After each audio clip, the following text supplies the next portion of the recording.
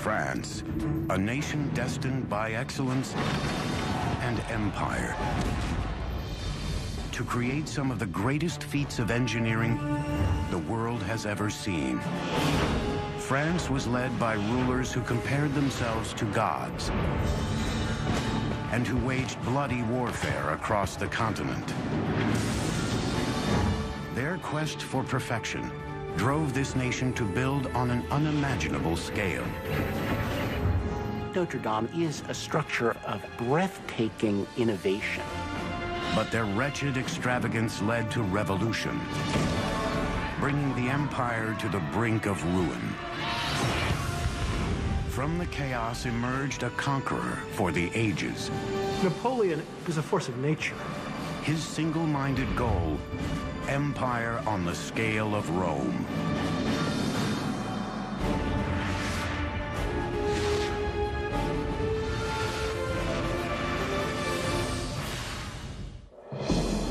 (1163), Paris. An army of construction workers, pulling endless loads of limestone, swarm over the Ile de la Cité, an island in the middle of the River Seine. The site has been sacred for thousands of years. It was first a Druid shrine that was transformed into a Roman temple for the god Jupiter, and later became a destination for Christian pilgrims honoring Saint Denis, who was tortured here and beheaded. Now, the King of France has ordered a new grand cathedral that will be the envy of all of Europe. That king was Louis VII. The cathedral is Notre Dame, to this day among the most magnificent ever built. Allons enfants de le petit, le jour de gloire est arrivé. The day of glory has arrived. Hello, I'm Peter Weller. I learned the Marseillaise, perhaps the world's most passionate national anthem, about 15 years ago when I decided to take some time off and come here to the streets of Paris and retrace the steps of the French Revolution. But the immediate legacy of the French Revolution was by no means days of glory. It was a reign of reactionary terror that left France in political chaos with headless corpses and eventually brought on Napoleon. Democracy was to come later.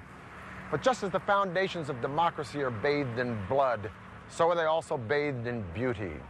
And the glory and beauty of France endure in its invention, innovation, in the arts and sciences, in its civil planning and architecture, and in its incomparable facility to build, like a cathedral.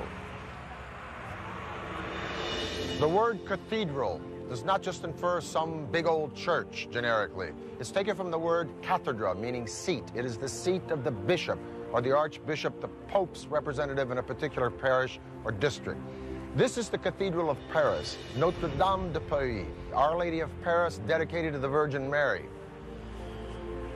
It ain't bad, is it? Matter of fact, it's probably the world's most famous church. Now, before this, in the early Middle Ages, churches were built in a style called Romanesque, using elements of real ancient Rome, like columns and capitals. Romanesque churches were short and fat and squatty, with big, thick walls, little bitty windows, barrel vaults, rounded arches. Even the Romanesque sculpture was austere and solid. But the churches didn't hold a lot of folks. And the Bishop of Paris, Maurice de Sully, not only wanted a church that would fill up with thousands, he wanted a church that would inspire awe. De Sully was regarded as a Christian icon in France. After years of bloody fighting, he and Louis VII wanted to consolidate their control over the feudal lands of France. Their great cathedral would be the cornerstone of that new regime and a symbol of their awesome authority. It would be built in a way never before seen on Earth. Maurice was the Bishop of Paris at a moment when Paris really was a boom town. Louis VII established Paris definitively as the capital of the Kingdom of France. I think Maurice wanted to build a building that was worthy of the status of the city and men of enormous wealth and power.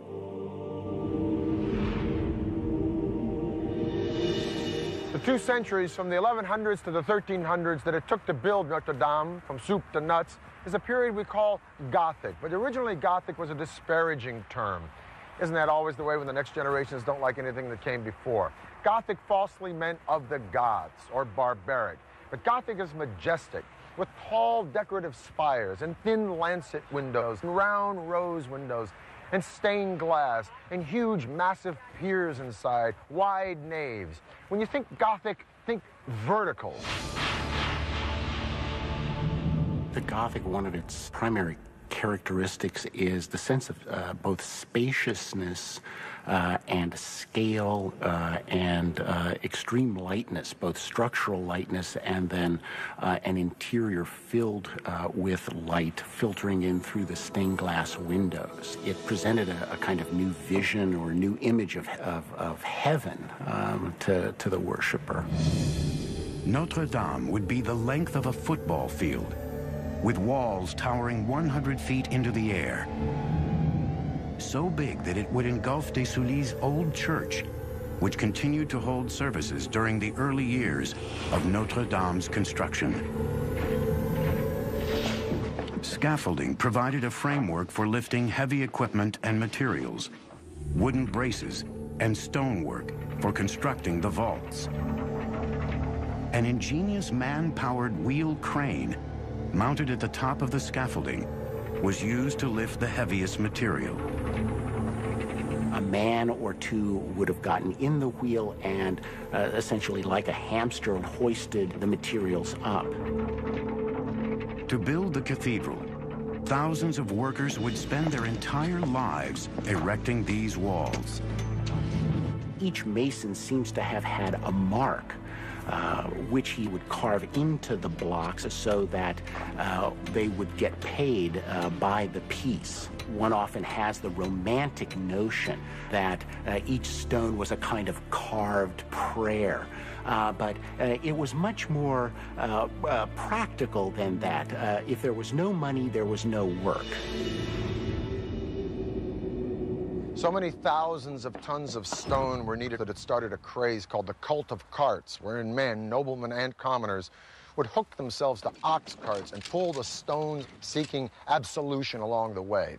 Now, as opposed to Rome in the Renaissance and even now, where architecture is deductive, that means it's thought out on paper according to mathematical proportions, Gothic architecture was additive. Some of these churches were just drawn in the dirt and then they went up. It's not to say that they didn't have a plan, but if they made a mistake, they added a pier or a wall or a pointed arch. Now, the thing with Notre Dame is that the weight of these stones, the downforce was so incredible. They also had the added problem of the wind because they were building up.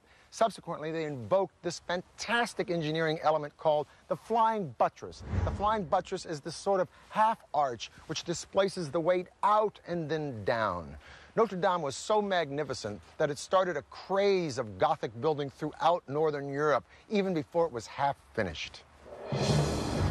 In the past, builders with soaring ambitions had always been stymied by gravity. The crushing weight of a stone ceiling created too much outward stress on the walls. It may have even started out as an ingenious type of scaffolding to support the walls. But now, as architects scrawled out brilliant blueprints in the shadows of the rising structure, the solution of the flying buttress would become a design element for the ages. With this support, load-bearing walls could contain large cutouts for majestic windows that previously were impossible. The walls would have been too weak. By 1190, the south and north nave walls and lower vaults were erected. The western towers were also underway, rising independently to the height of the Great Western Rose Window, perhaps the most famous stained glass in the world.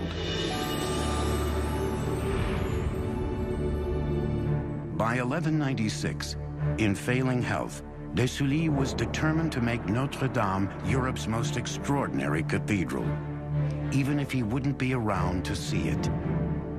Maurice de Sully, in his will, left money for the roof of the cathedral, and through his generosity left his mark on his beloved church. The Cathedral of Notre Dame was finally completed in the mid-14th century, nearly 200 years after construction began. It was the symbol of an empire on the rise. Its grandeur and beauty was a harbinger of the power and glory to come.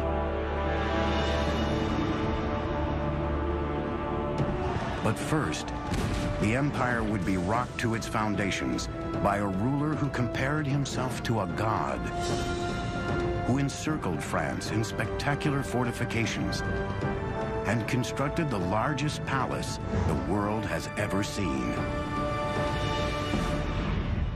The Neo-Gothic National Cathedral in Washington, D.C. has a piece of moon rock from Apollo 11 set into its southern stained-glass window. 1648. France has a new ruling family, the House of Bourbon. The country has just emerged from centuries of bloody warfare and devastating bouts with the plague. The new king is just 9 years old. His name is Louis XIV. Louis begins his reign at a time when the nobles who had lost their bid for power won't let bygones be bygones.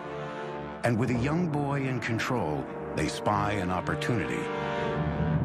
The nobles revolt, forcing young Louis and his family to flee into hiding.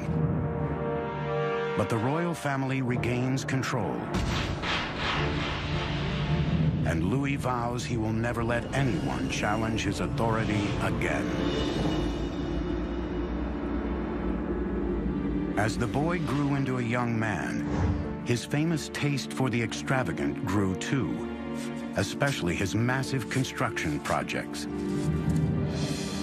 Unlike Notre Dame, a testament to God, Louis was determined to build a monument to himself.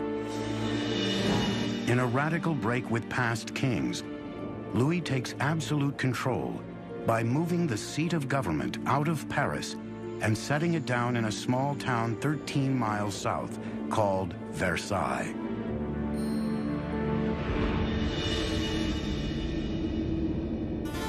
In 1661, architects began work on a colossal complex that would be the nerve center of the empire. Louis XIV wanted spectacular achievements. He wanted spectacular engineering, spectacular architecture. Versailles itself is a statement that says a lot about the kind of image he wanted to project to the world. You know, he wanted to be #1 power. Versailles. It was here that the powdered wig and puff pastry were raised to high art. 700 rooms, 2,000 windows, 1,250 fireplaces, 1,800 acres of gardens, 1,400 working fountains. And not only did Louis call these magnificent digs home, he also called them office. Because if you're the king, you don't go to work. Work comes to you. After all, this is the dude who said, "L'État c'est moi." The state is me. And what better place to be the state than in a pad that's got an entire hallway made out of mirrors? Let me put it this way. If you were called on the carpet at Versailles, it was a pretty long carpet. By 1682, when Versailles was finished, it would have become the symbol of the power and the glory of the regime ancien. His gardens and fountains were the most beautiful the world had ever seen. But they needed one thing: water. To solve this problem, Louis commissioned probably his most extraordinary feat of engineering: the Marly machine, an enormous pumping station to bring water from the Seine 3 miles upstream to his beloved fountains here. Inaugurated by Louis in 1684, the Marly machine was a miracle of hydraulic engineering.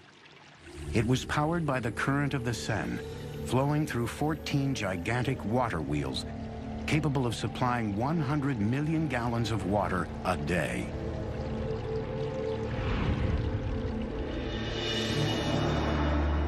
In his mind, Louis now transcended mere mortality.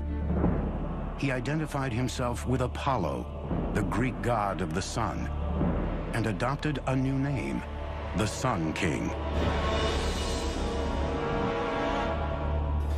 While Louis XIV was securing absolute power at home, he set his sights on the rest of Europe.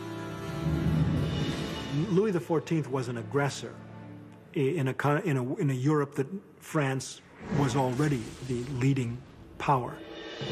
To achieve his dreams of empire, the French monarch turned to one of the world's greatest military engineers, Sébastien de Vauban.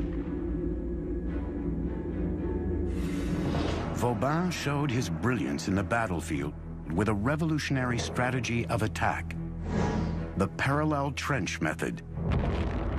It would save lives and change the way wars were fought for hundreds of years.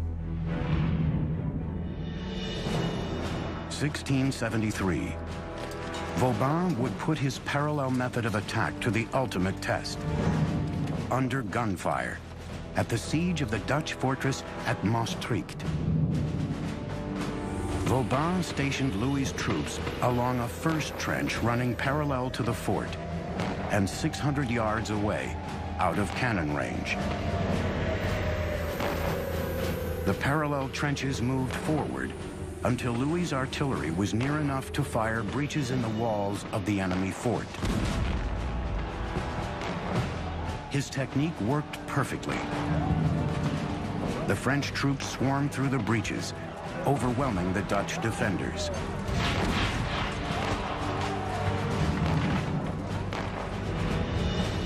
Vauban's new trench warfare led to victory after victory and allowed Louis to travel to the front lines, hazardous duty for earlier kings.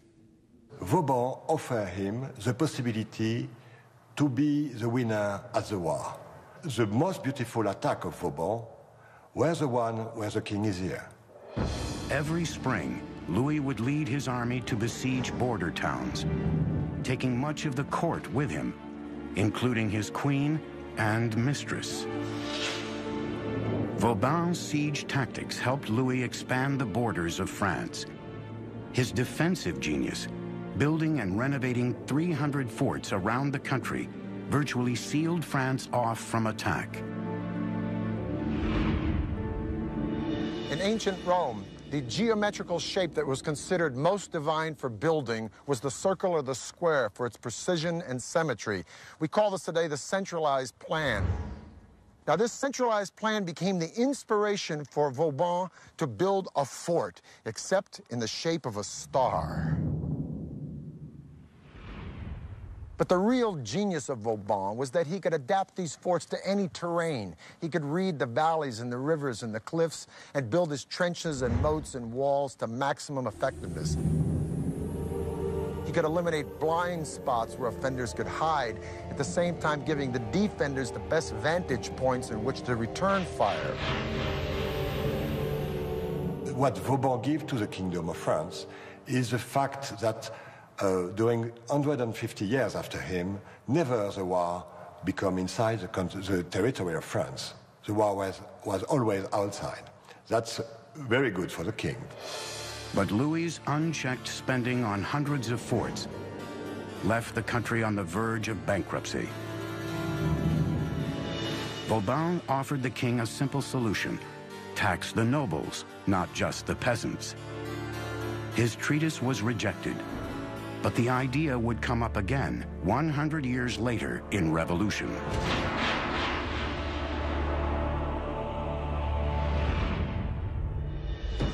But for now, Louis XIV was the most powerful monarch on earth. With his European expansion underway, he would set out to dominate the seas with a passage from the Atlantic to the Mediterranean, a passage no one believed could ever be built. The First World War officially ended in 1919 when Germany signed the Treaty of Versailles, in the Hall of Mirrors. Louis XIV tamed nature just like he did empires. He pulled these parks and gardens of Versailles right out of a marsh. He spared no expense in diverting the rivers around Versailles to fill up these 1,400 fountains. But while these fountains were being designed, there was a salt tax collector named Pierre-Paul Riquet who had water dreams of his own.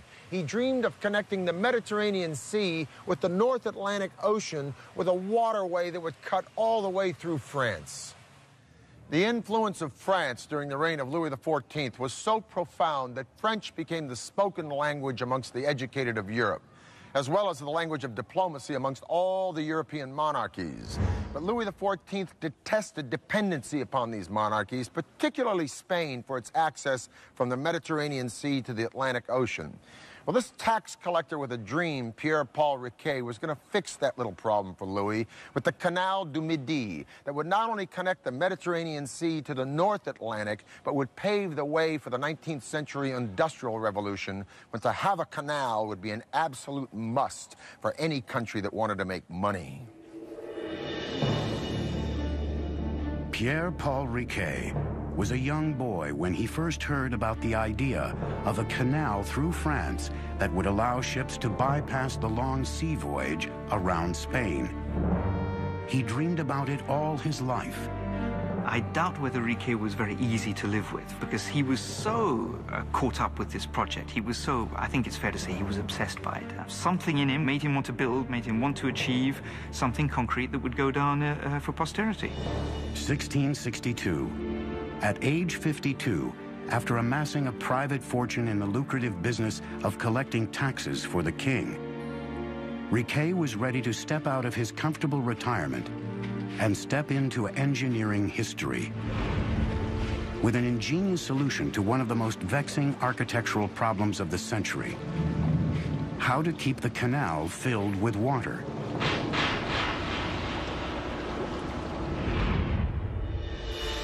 Riquet discovered a series of rivers that could be channeled to feed the canal at its highest point. But he'd need to control the water flow year-round. It was going to be dry during the summer. So Riquet understood you needed to get a big volume of water as a reservoir. And the site was found, which was the Saint-Ferréol Dam. And that was absolutely spectacular. That was the key to the whole project. A reservoir. It was a stroke of genius. Riquet had solved the dilemma that no one could before him. There was just one small problem. To supply the canal with enough water, he would have to build the largest dam the world had ever seen. It would stand 105 feet tall and have a thickness of more than 450 feet. Behind it, a 2 billion-gallon artificial lake. The Bassin de Saint-Ferréol would collect water from several sources. It may have looked good on paper, but there was only one man in the world with enough money to foot the bill for Riquet's bold project. To get to the king, Riquet had to find a way to his all-powerful finance minister, Jean-Baptiste Colbert. He sketched out his blueprints and presented them to Colbert. Colbert instantly recognized its potential to provide revenue and fatten the nation's coffers. The next step was to convince the king, who liked the idea. The canal would be a grand project worthy of his reign. Louis XIV acutely realized the potential of architecture to establish an image that would embody not only his personal authority and status, but also that of the Kingdom of France that he ruled. Even so, Riquet had to stake his own savings to pay for 1/3 of the project before Louis would give his approval.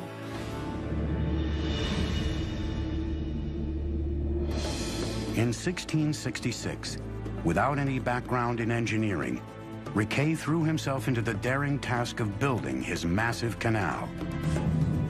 He began construction of the Saint-Ferréol Reservoir, which would take 4 years to build. While work on the reservoir and feeder system was underway, The first stones were laid for the canal itself in Toulouse on November 17, 1667. By January 1668, 2,000 laborers were already at work. At the peak of construction of the canal, Riquet had a labor force of 12,000, including 600 women, due to a shortage of manpower.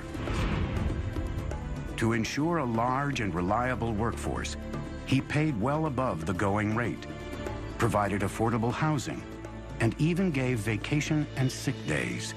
He introduced an early form of social security. You know, there was such a thing as paid leave, which was absolutely unheard of at that time. So he was well ahead of his times, but he had to be able to implement the project in a decent time. It wasn't long before Riquet's massive engineering project and generous labor policies began to draw criticism. Opponents of the canal accused Riquet of wasting public money for his own glory on a project that was doomed to fail. Even Colbert began to have doubts. In 1677, 10 years into construction, the project reached a crisis as the canal approached the southern slope of the Enserune Ridge. Riquet proposed a daring new idea.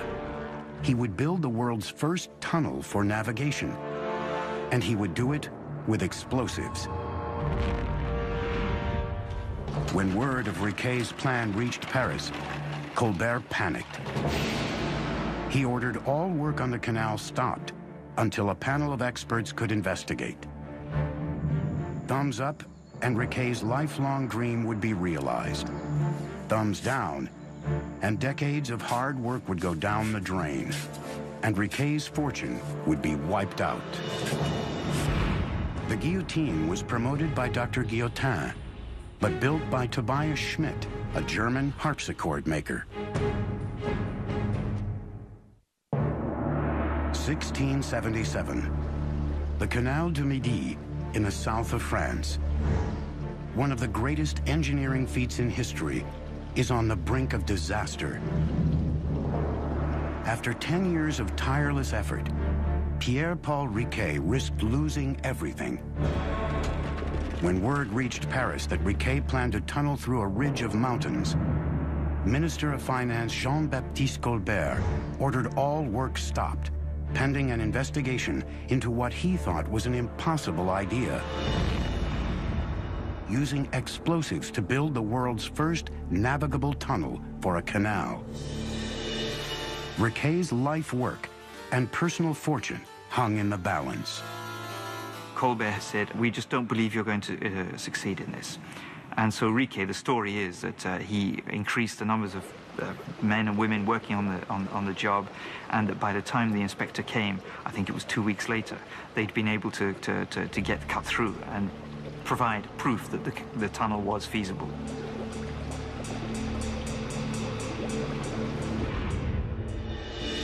For 15 years, Riquet had faced every conceivable obstacle, natural and man-made, to build his beloved canal. But now at 76, he was exhausted. On October the 1st of 1680, Riquet, gravely ill, called his son to his bedside and asked, "Où est le canal?" Where is the canal? His son responded that it was only about 3 miles away from the sea. Riquet passed away. The canal was opened 8 months later, 8 months too late for his creator to see it. On May 15th, 1681, the Canal du Midi opened for business.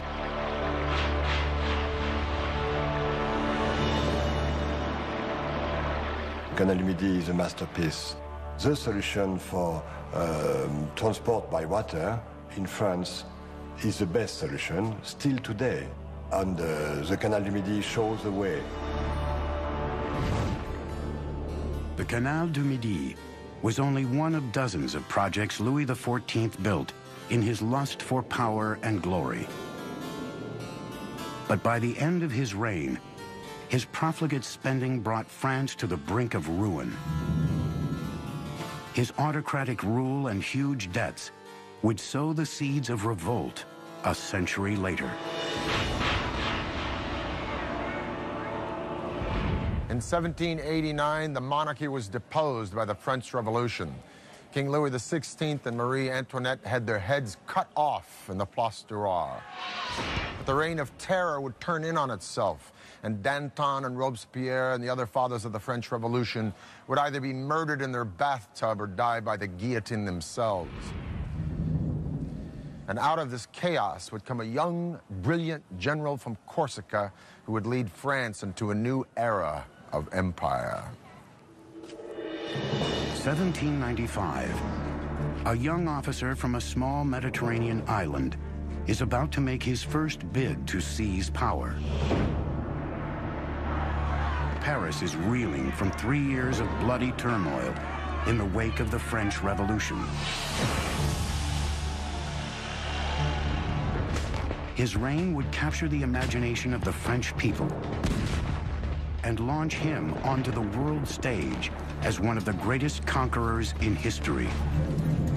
His name is Napoleon Bonaparte. Napoleon was a force of nature. Audacity was his middle name. Napoleon imposed himself upon Europe with such force that he goes down in the annals with Caesar and few others. Napoleon's rise was lightning fast. From the head of the Army of the Interior to commander-in-chief of the forces in Italy in just 1 year. In 1796, Austria attacked French troops in Italy, and Napoleon took a disaffected and undernourished army and turned it into a veritable force. He beat Austria in battle after battle, eating up most of northern Italy, finally even bringing that serene Republic of Venice to its knees. When Napoleon returned to Paris, he was a star, and then he started to take over. But believe me, after 10 years of the blood and guts of the French Revolution, the people of Paris and France were ready to say, "Praise the Lord." In 1804, Napoleon was crowned emperor at Notre Dame. It is said there's a preparatory drawing of Jacques-Louis David of the event where Napoleon's taking the crown from the Pope and crowning himself. He also turned to his brother and said, "If Daddy could only see us now."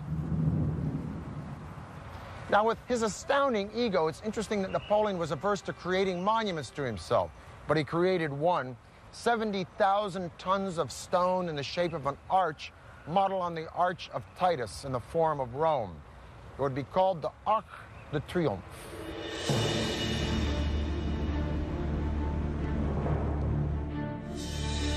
In 1809, Napoleon chose architect François Chalgrin's design for his triumphal arch.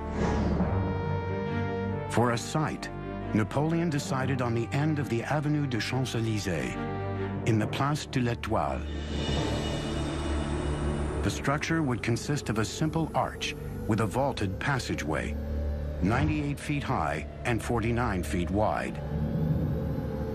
In all, 164 feet high and 148 feet wide. The arch would be twice as big as its inspiration in Rome. At the base of the arch's pillars are 4 huge relief sculptures commemorating the Revolutionary and Napoleonic Wars. The view of that grand arch, standing majestically like a crown atop the most celebrated street in Paris, had power and glory written all over it. Napoleon was a self-made man, and that's in many ways what much of the revolution stood for, was that kind of brash individualism which took people's breath away. By 1812, Napoleon had conquered most of Europe, but then the boy bit off more than he could chew. He invaded Russia. The rest, as we say, is history. Poor supply trains, harsh winters, the resiliency of the Russian people, Napoleon was defeated, forced to abdicate, and exiled to the island of Elba. But he escaped and enjoyed a short reprise of power we call the 100 Days, before he was defeated at Waterloo and exiled again, this time to St. Helena, and for good.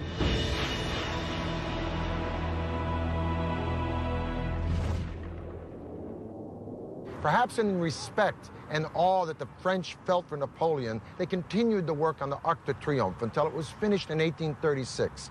And the Arc de Triomphe would stand as the emblem of France until a wiry, bizarre skeleton of a building made out of iron would change the idea of an urban skyline forever. The Arc de Triomphe would tower over Paris for another 50 years before succumbing to a spire that would seize the imagination of the world.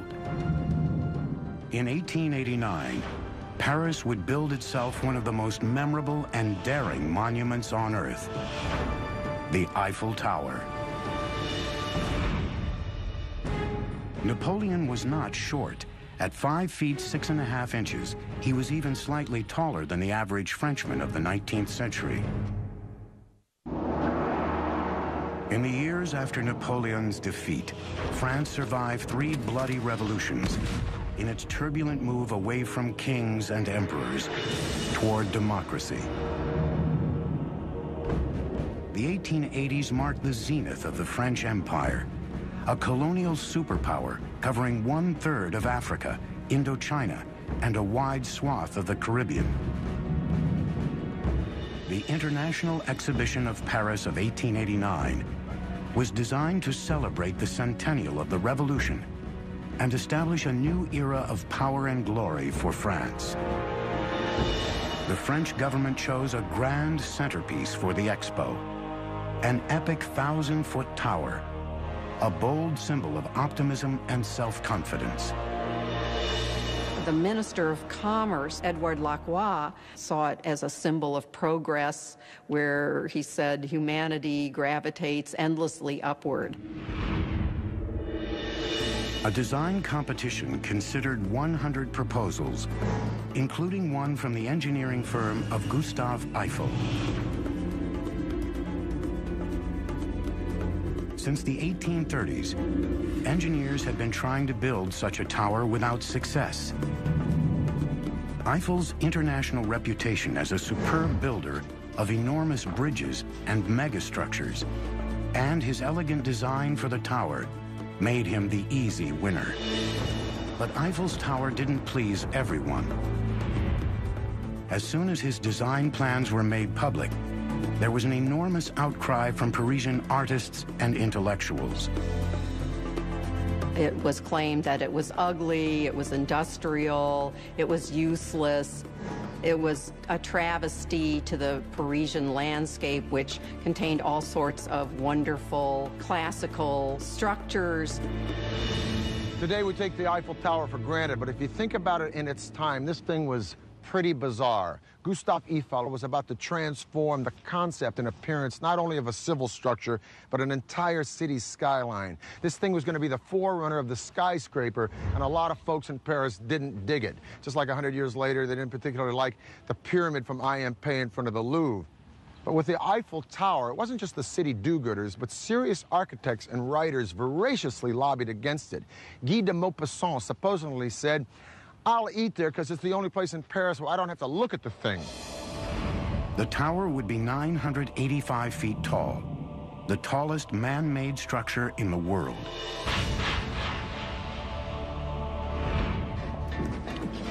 In January 1887, Eiffel broke ground at the Champ de Mars on the left bank of the Seine and hit his first problem. Soil samples for the site of the 2 piers along the river were wet and soft, a serious obstacle for a 7,000-ton tower. Eiffel's solution? An innovative approach to anchoring his massive tower. For the riverside foundations, he sunk airtight iron chambers, or caissons, so workers could excavate below the water level right down to a solid rock footing. The foundations were set on the diagonal, so the tower's 4 massive columns would exert their thrust at right angles to the foundation blocks. Eiffel displayed his genius for innovation in his design for the cylindrical shoes that hold the columns. In each, he placed a hydraulic piston so he could align the columns precisely once they were erected.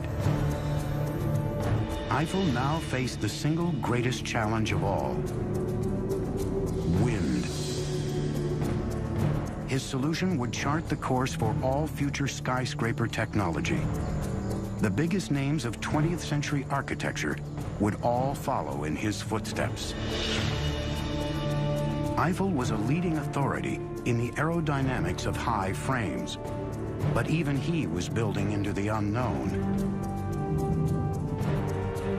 Eiffel utilized a series of lattice-trussed piers, precisely calculated with incurving edges to mitigate the effects of wind. He designed the tower so that it would never sway more than 4 to 5 inches in the strongest wind.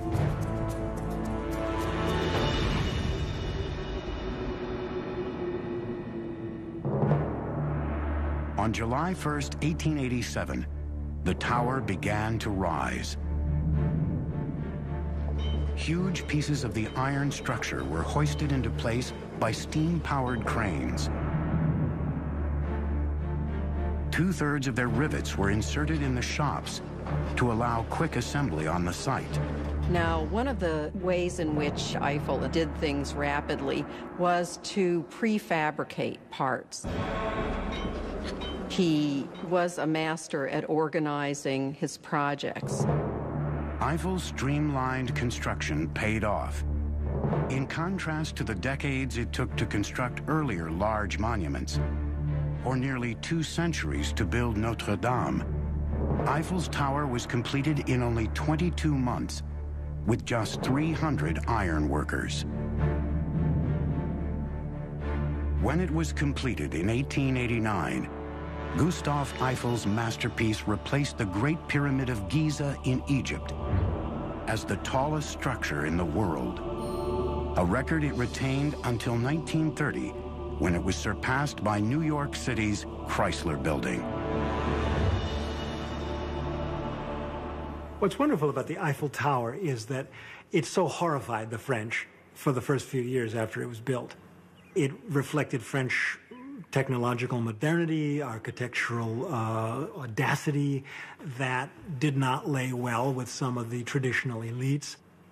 And today, it's now regarded as simply beautiful. On June the 21st, 1889, the Eiffel Tower was open to the world. Gustave Eiffel conducted personally guided tours for many celebrities and royals, including Buffalo Bill, the Shah of Persia, the King of Siam, the Prince of Wales, even Thomas Edison. Young women bought dresses called Eiffel climbers. The tower was the hit of the exposition, attracting almost 2 million people. Gustave Eiffel had financed almost 80% of the tower in exchange for the proceeds from all the concessions. He got his money back within a year, and the tower eventually made him a very rich man. The Eiffel Tower symbolized an ideal Republican society, that is, the towers made up of many small pieces that interconnect and mutually support each other, all people from all walks of life mutually supporting each other in a democratic government, holding up the republic and moving it forward.